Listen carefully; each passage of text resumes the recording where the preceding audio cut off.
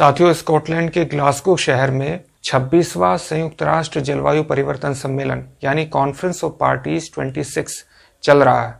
इस सम्मेलन में राष्ट्रों की बैठक में भारतीय प्रधानमंत्री ने पंचामृत यानी 5 अमृत तत्व की रूपरेखा प्रस्तुत की है। दरअसल ये पंचामृत की अवधारणा जलवायु परिवर्तन से निपटने के संदर्भ में भारत के 5 लक्ष्यों को रिप्रेजेंट करती है। इस पंचामृत का पहला तत्व यानी पहला लक्ष्य है कि भारत गैर जीवाश्म ईंधन से प्राप्त ऊर्जा के 500 गीगावाट के लक्ष्य को वर्ष 2030 तक प्राप्त कर लेगा। दूसरा तत्व यानी दूसरा लक्ष्य है कि भारत वर्ष 2030 तक अपनी ऊर्जा का 50% नवीकरणीय ऊर्जा स्रोतों जैसे सोलर ऊर्जा, सौर ऊर्जा, पवन ऊर्जा और भूतापीय ऊर्जा से प्राप्त करेगा।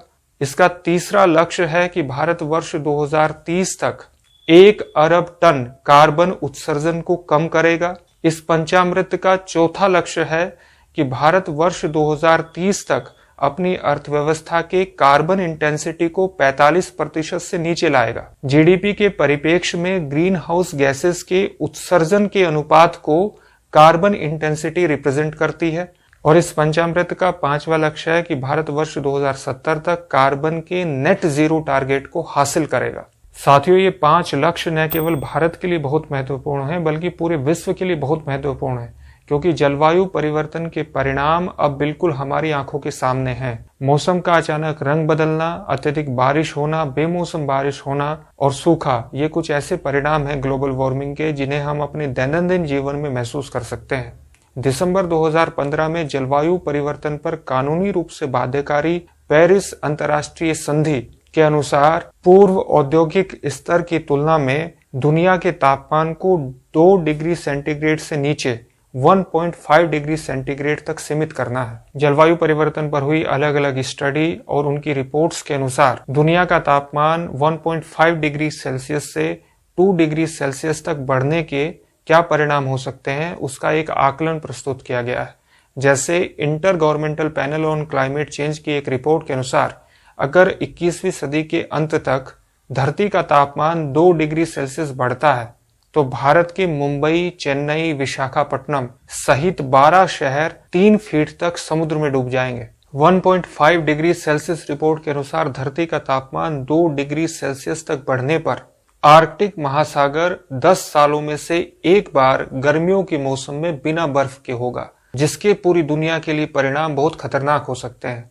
यही तापमान अगर 1.5 डिग्री सेल्सियस तक सीमित रखने में कामयाब हो जाते हैं तो यही घटना 10 साल के बजाय 100 साल में एक बार होगी।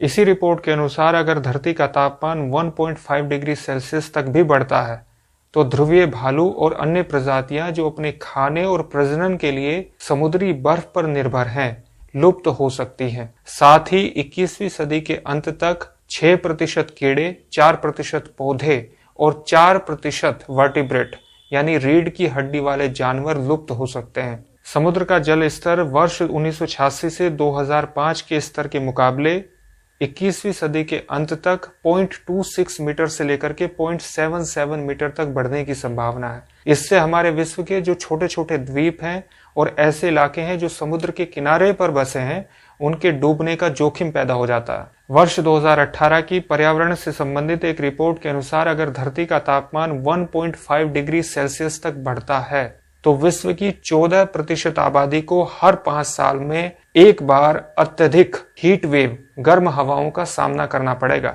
लेकिन अगर यही तापमान 2 डिग्री सेल्सियस तक बढ़ता है तो विश्व की 37% आबादी को हर 5 साल में एक बार अत्यधिक हीट वेव का, गर्म हवाओं का सामना करना पड़ेगा। इसीलिए ग्लासगो में चल रहे इस जलवायु परिवर्तन सम्मेलन का बहुत ज्यादा महत्व है ताकि इसमें कुछ ठोस निर्णय लिए जा सके। और इसी संदर्भ में भारतीय प्रधानमंत्री द्वारा प्रस्तुत पंचामृत की अवधारणा की प्रासंगिकता है। उम्मीद है कि ग्लासगो सम्मेलन से कुछ न कुछ पॉजिटिव जरूर निकल करके आएगा।